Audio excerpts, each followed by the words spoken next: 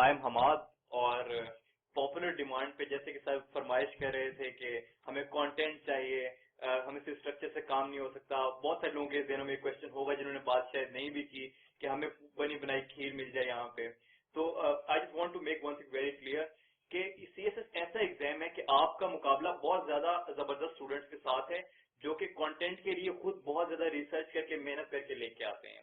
तो अगर कोई स्टूडेंट ऐसा समझता है कि उसे कोई एक कंटेंट कहीं पे मिल जाएगा, 4 पेजेस मिल जाएंगे, नोट्स मिल जाएंगे, बनी बनाई चीज मिल जाएगी, तो वो एक बहुत गलत अप्रोच है। वो अपने थॉट्स को किल कर रहे हैं खुद ही और अब सेल्फ सफिशिएंट नहीं हो रहा।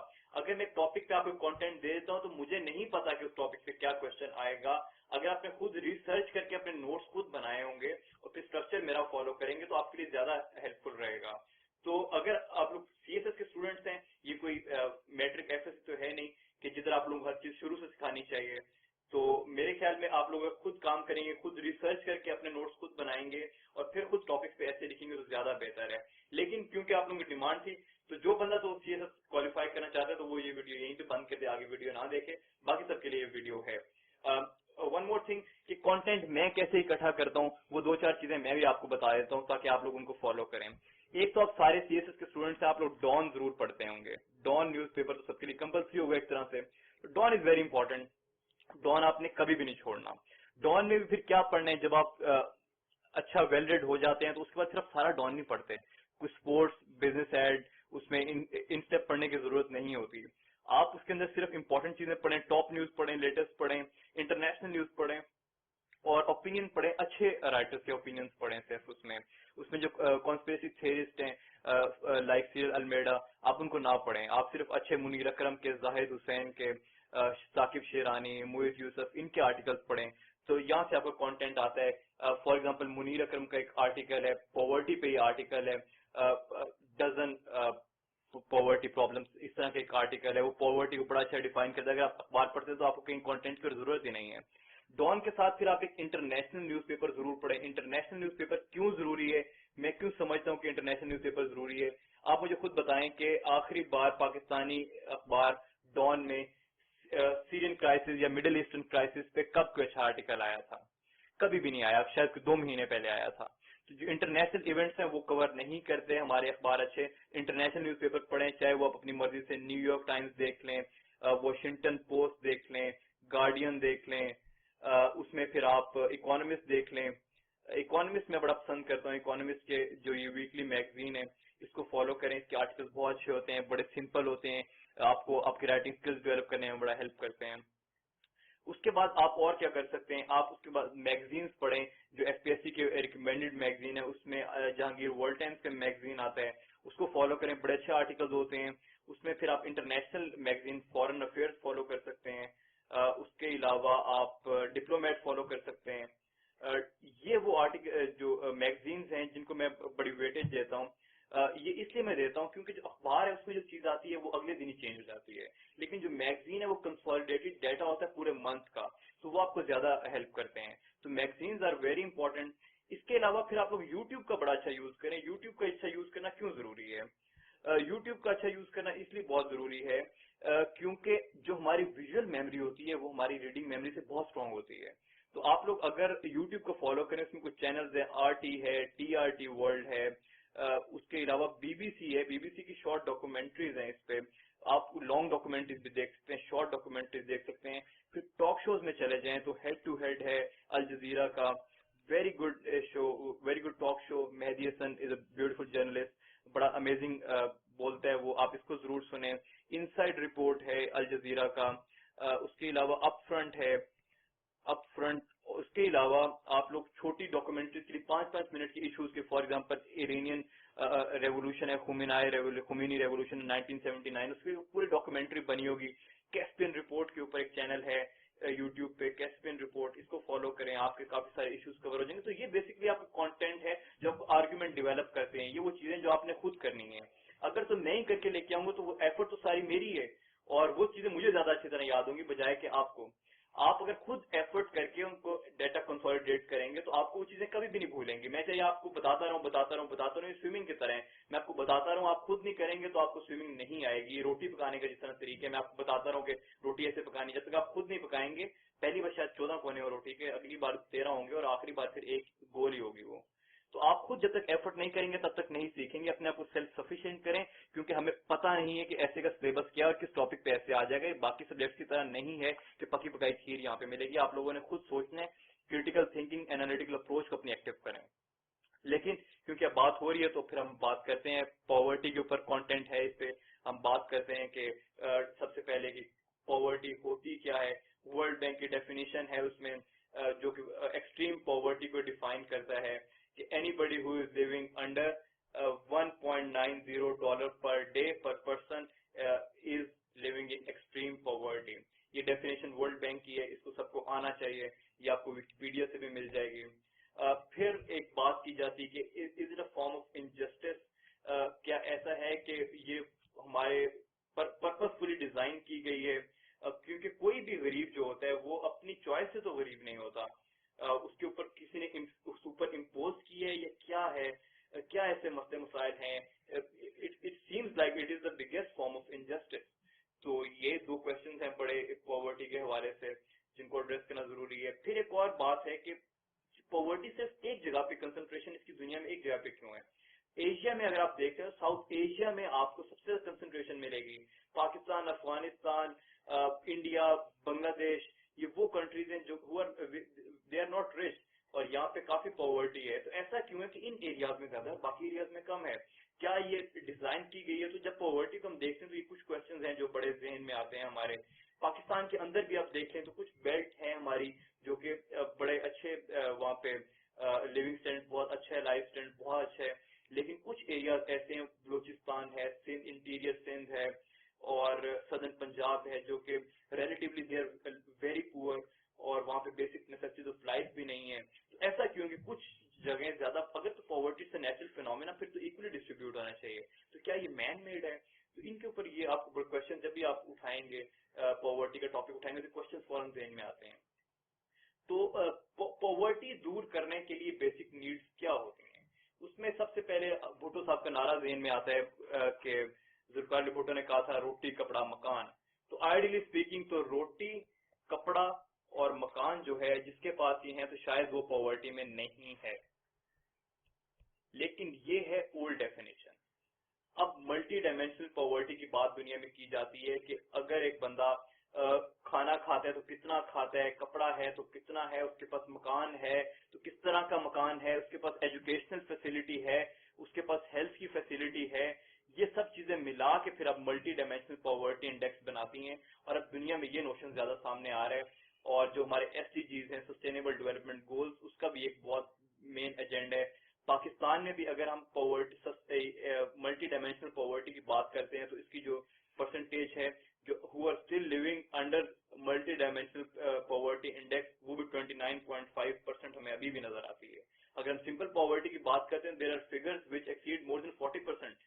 तो दिस इज वेरी अलार्मिंग कि मल्टी डायमेंशनल भी बहुत ज्यादा है और हमारी सिंपल पॉवर्टी भी बहुत ज्यादा है। तो फिर हम बात करते हैं इसमें कि different types of poverty, poverty होती किस किस टाइप की। एक तो स्ट्रक्चरल पॉवर्टी है, वो कौन सी हो सकती है? वो तो दो मॉडल्स पे है। दुनिया में दो मॉडल जिन पे बात बहुत ज्यादा की गई थी, कैपिटलिस्ट मॉडल था एक और एक कम्युनिस्ट मॉडल था। कम्युनिस्ट जो मॉडल था उनका तो लार्जली एम यही था कि दुनिया में सब इक्वालिटी हो, हर बंदे के पास बराबर अपॉर्चुनिटीज हो, बराबर पैसा हो। लेकिन कम्युनिज्म फ्लॉप हो गया और कैपिटलिस्ट सिस्टम जीत गया। अब कैपिटलिस्ट सिस्टम इस स्ट्रक्चरल पॉवर्टी कि अगर आप फैक्ट्री लगाते हैं, आपके पास 100 रुपए हैं और आपको एट द एंड आपने 30 बंदे काम करने के लिए वहां पे रखे हुए हैं और at the end of 1 year आपको $30 प्रॉफिट अगर होता है, 30 रुपीज प्रॉफिट अगर आपको होता है, तो क्या आप वो 30 जो रुपए आपको प्रॉफिट हुए वो आप सब में इक्वली डिस्ट्रीब्यूट करेंगे या फिर वो आपकी सिर्फ जेब में जाएंगे? उनके पास सिर्फ पे जाएगी उनकी और आपकी जेब में 30 रुपीज प्रॉफिट जाएगा। अगर तो आपकी जेब में सिर्फ आपकी जेब में जाएगा तो आप कैपिटलिस्ट मॉडल फॉलो कर रहे हैं। अगर आप सब में इक्वली डिस्ट्रीब्यूट करने कम्युनिस्ट फॉलो कर रहे हैं। लेकिन क्योंकि दुनिया कैपिटलिस्ट मॉडल पे बनी हुई है इस वक्त, इसका मतलब अपनी जेब में रखेंगे तो गरीब गरीब हो रहा है और अमीर अमीर हो रहा है। तो this is called structural poverty कि ये हमने खुद डिजाइन की हुई है थ्रू दिस कैपिटलिस्ट मॉडल। तो एक तो ये हो गया। फिर साइक्लिकल पॉवर्टी होती है, ये क्या चीज होती है? इसमें ये परमानेंट पॉवर्टी के एक स्टेट नहीं होता, ये टेम्परेरी होती है। इसमें फेजेस आते हैं कि आपको शायद जॉब नहीं मिल रही कभी, तो आप उस स्टेट में चले गए हैं, या आपके कुछ लोग जो दिहाड़ी पे काम करते हैं, डेली वेजेस पे काम करते हैं, उनकी वो दिहाड़ी नहीं लगती, तो वो साइक्लिकल पॉवर्टी में जाते। फिर कोई नेचुरल डिजास्टर ऐसा आ गया है कि कोई अर्थक्वेक आ गया, फ्लड्स आ गए कि आपकी सब जायदाद हर चीज खत्म हो गई है, तो वो आपको पॉवर्टी में लेके जा सकते हैं। फिर आपने इन्वेस्टमेंट की और वो that turned out to be disinvestment, तो वो आपके एक पॉवर्टी में लेके जा सकते हैं। तो ये टेम्परेरी नॉर्मली होती है, आप इससे बाहर निकल आते हैं। लेकिन जो स्ट्रक्चरल पॉवर्टी है, this is long, this is length है, और ये आपके शायद आपकी जनरेशन में चलती है ये। तो फिर एक और बात की जाती है पॉवर्टी के बारे में। ये सारी बातें आपको पता होनी चाहिए, जो आपको विकिपीडिया से भी मिल जाएंगी और आपको बाकी इंटरनेट से भी मिलेंगी। लेकिन मैं दोबारा रीइंफोर्स कर रहा हूँ कि पॉवर्टी का जो एजेंडा था, इसको बहुत ज्यादा डिस्कस किया गया था जब एमडीजीज आए थे, मिलेनियम डेवलपमेंट गोल्स आए थे 1990s में आए थे ये। और ये डिस्कस किया गया था कि by the turn of the century हम दुनिया से पॉवर्टी खत्म कर देंगे। लेकिन दुनिया से पॉवर्टी नहीं खत्म हुई, तो this is unfinished agenda of 21st century. और हम अभी तो 18 साल हमें अगली सदी के भी गुजर चुके हैं, और अभी तक we are nowhere near to remove this, eradicate the problem of poverty. तो ये बहुत मसले मसाइल हैं अभी के। अभी तक हम इतना दूर है अपने टारगेट से, एम से, जो कि काम 18 साल पहले हो जाना चाहिए था, अभी भी हम उससे उतना ही दूर हैं शायद। और शायद पॉवर्टी बढ़ भी रही है दुनिया में। दिस इज अनदर थ्योरी कि अमीर अमीर हो रहा है और गरीब गरीब होता जा रहा है। अभी भी जो मिडिल क्लास है वो भी ऐसा ऐसा नीचे को पुश हो रही है। जो मिडिल क्लास के ऊपर वाले हैं वो अपर क्लास में जाते जा रहे हैं, और जो नीचे वाले हैं वो पॉवर्टी में धकेलते जा रहे हैं, ड्यू टू सर्टन रीजन, जो रीजन मैं आगे डिस्कस करूंगा आपसे। तो फिर एक बात की जाती है कि क्या कोई क्विक सोल्यूशन है पॉवर्टी का? ऐसा है कि हम जाके इनको ये कुछ नोट पकड़ा दें, पैसे पकड़ा दें, ये चीजें दे दें, तो जाके पॉवर्टी खत्म हो जाएगी? तो ऐसा कोई क्विक सोल्यूशन नहीं है। It's a gradual process. आपको इसमें बड़ा एफर्ट करनी पड़ती है, और पॉलिसी मेकिंग करनी पड़ती है, और बड़ी दूर अंदेशी की सोच रखनी पड़ती है, फिर जाके इसका कोई सोल्यूशन निकला। There is no quick solution to poverty. फिर रीजन की बात होती है, जो कि आप अपने किसी भी ऐसे के अंदर यूज कर सकते हैं। पॉवर्टी पे किसी भी तरह का ऐसे आता, तो उसमें रीजंस ऑफ पॉवर्टी तो ऑब्वियसली डिस्कस की जाएंगी। तो उसमें एक रीजन है पॉपुलेशन ग्रोथ। पॉपुलेशन ही इतनी बड़ी है कि रिसोर्सेज कम है। इसमें माल्थस की जो थ्योरी थी कि जो हमारी माल्थस एक थ्योरिस्ट था, माल्थस, यस, माल्थस की थ्योरी थी कि जो हमारी पॉपुलेशन है वो एक्सपोनेंशियली इंक्रीज कर रही है, और जो हमारी जो रिसोर्सेज हैं वो उतनी तेजी से इंक्रीज नहीं कर पा रहे। उनकी जो रेशो है वो रिलेटिवली बहुत कम है। तो क्योंकि आबादी अगर हम देखते हैं 1901 में दुनिया की जो पॉपुलेशन थी दैट वाज नियर 2 बिलियन, और अभी हम देखते हैं तो 100 साल के अंदर अंदर अब हम 7 बिलियन भी क्रॉस कर चुके हैं। तो we are exponentially increasing in population. तो जब पॉपुलेशन इतनी ज्यादा हो जाएगी तो लिमिटेड रिसोर्सेज है। दुनिया तो हमारे पास एक ही है, अर्थ हमारे पास एक ही है, रिसोर्सेज हमारे पास लिमिटेड ही हैं, तो हर बंदे को इक्वल चीजें नहीं मिल सकती। तो पॉपुलेशन ग्रोथ एक बहुत बड़ा फैक्टर है पॉवर्टी में। फिर उसमें इन्फ्लेशन आ जाती है कि महंगाई हो रही है दुनिया में बहुत ज्यादा। पाकिस्तान में देखें कि शायद एक जो आप चीज थी, अगर हम बचपन की अपनी एग्जांपल ले लें तो हमें 1 रुपए में 4 टॉफियां मिल जाती थी, और अब 4 रुपए की 1 टॉफी मिलती है। तो ये एक इन्फ्लेशन की बहुत बड़ी एग्जांपल है कि महंगाई इतनी हो गई कि हम चीजें अफोर्ड नहीं कर सकते, और गरीब जब चीजें अफोर्ड नहीं कर सकेगा तो वो पॉवर्टी में से खेलता जाएगा। ये इन्फ्लेशन की एग्जांपल हो गई। फिर अनएम्प्लॉयमेंट की बात करते हैं कि ऐसा सिस्टम बना हुआ है कि जनाब अनएम्प्लॉयमेंट है ही बहुत ज्यादा प्रिवेलिंग है। लोग डिग्री भी कर लेते हैं, लोग पढ़ भी लेते हैं, फिर भी उन्हें नौकरी नहीं मिलती। तो ये पॉवर्टी की बहुत बड़ी रीजन है। उन्हें वो होपलेस केस बन जाता है। पाकिस्तान में तो इट इज लार्जली प्रिवेलेंट, 7.8% हमारी है अनएम्प्लॉयमेंट रेट है। बहुत ज्यादा ये अनएम्प्लॉयमेंट रेट है, इतना नहीं होना चाहिए। तो ये वो रीजन है जो कि आपको पॉवर्टी की तरफ, जब आपने पढ़ लिया और अपने इन्वेस्टमेंट की और वहां पे पैसा लगाया और आपको आउटपुट नहीं मिल रहा, तो जो आपको पहले का पैसा था वो भी जाया हो गया, आपको कुछ नया भी नहीं आया, तो आप पॉवर्टी के और करीब चले जाते हो। This is one of the reason. फिर इग्नोरेंस एंड इलिटरेसी। एक तो चले ऐसा है कि बंदे ने पढ़ा और फिर उसको नौकरी नहीं मिली, अनएम्प्लॉयमेंट हुई। एक कुछ लोग तो ऐसे हैं कि वो पढ़ाई ही अफोर्ड नहीं कर सकते, वो इतनी ज्यादा पॉवर्टी में, स्ट्रक्चरल पॉवर्टी में है। एक गरीब का बच्चा अगर एक कोई कूड़ा उठाने वाला है, या इस तरह के कुछ लोग हैं जो कि स्लम्स में रह रहे हैं, उनके पास तो रिसोर्सेज ही नहीं है कि वो अफोर्ड कर सकते हैं, तो वो इलिटरेट रहेंगे पूरी जिंदगी, इग्नोरेंट रहेंगे। उनको ऑप्शन ही नहीं मिल सकेगी कि कभी वो अपनी उस पॉवर्टी से बाहर आए। उनको कोई अपलिफ्ट करने के लिए कोई ऐसा मैकेनिज्म है ही नहीं। एक ये हो गया, और फिर एक इनइक्वालिटी है। इनइक्वालिटी बेसिकली यही है कि आप देखें कि कुछ रिसोर्सेज जो है, फॉर एग्जांपल एक इंसान है, वो अपना, उसके पास पैसे काफी हैं और वो बैंक में जाके पैसे रखता है, और जितने ज्यादा वो पैसे रखेगा उसे उतने ज्यादा प्रॉफिट मिलेगा।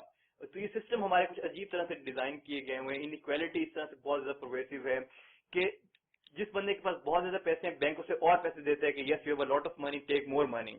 और जिसके पास थोड़े पैसे हैं, उसको उसको बैंक और ज्यादा कटौती करके, क्योंकि आपके पैसे कम है इसलिए हम आपके पैसे और काट लेंगे। तो this system of inequality is very very alarming at this moment. Inequality बहुत ज्यादा है यहाँ पे, और सिर्फ इंस्टीट्यूशनल स्ट्रक्चरल बेसिस पे नहीं, अगर हम अपने लेवल पे भी देखें तो हम भी शायद इस तरह सोसाइटी इंडिविजुअल लेवल पे भी उस तरह कंट्रीब्यूट नहीं कर पाते।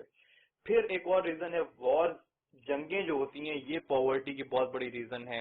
आप देखें अफगानिस्तान में पॉवर्टी इतनी ज्यादा क्यों है, क्योंकि वहां पे जंग 1979 से they are in state of war, और वहां पे लोगों का इंफ्रास्ट्रक्चर, लोगों के घर, लोगों की फैमिलीज डिस्टर्बेड है, वहां पे there is no normal life. तो वॉर एक बहुत बड़ी रीजन होती है कि आप अपनी उस पॉवर्टी के स्टेट से बाहर नहीं आ पाते, इन्वेस्टमेंट नहीं होती उस मुल्क में। इन्वेस्टमेंट करने से लोग डरते हैं वहां पे, क्योंकि because of political and social turmoil. ये war is a very special reason. Extremism, extremism को मैंने यहाँ पे क्यों मेंशन किया है, क्योंकि एक रिलीजियस बंदा जो है, जो कि हार्ड लाइनर है, वो किसी ऐसी जगह पे जाके नौकरी नहीं करेगा जो उसके आइडियोलॉजी मैच नहीं कर रही। अगर वो जो उसका लिमिटेड माइंडसेट है वो उसी में ही रहेगा, वो शायद काम ना करे, लेकिन वो भूखा मर जाएगा, और लेकिन वो काम नहीं करेगा। तो ये एक पॉवर्टी के रीजन है, क्योंकि उसके आइडियोलॉजिकल कमिटमेंट्स इतनी ज्यादा स्ट्रांग होती हैं। एक्सट्रीमिस्ट आइडियोलॉजी, रेडिकल आइडियोलॉजी है कि वो किसी और से जाके काम लेंगे ही नहीं जब तक उन्हें अपनी मर्जी के काम नहीं मिलेगा। तो ये फिर वो एक स्टेट ऑफ एक्सट्रीम पॉवर्टी रहते हैं। अब उस घर में अगर उसके 7 बच्चे हैं तो सबको वो केटर नहीं कर सकेगा, अगर एक बंदा बैठा हुआ है, जॉबलेस बैठा हुआ है। तो एक्सट्रीमिज्म का फिर इमिग्रेशन है। बहुत सारे लोगों को शौक होता है कि हम अपने मुल्क से उठ के किसी दूसरे मुल्क चले जाएं।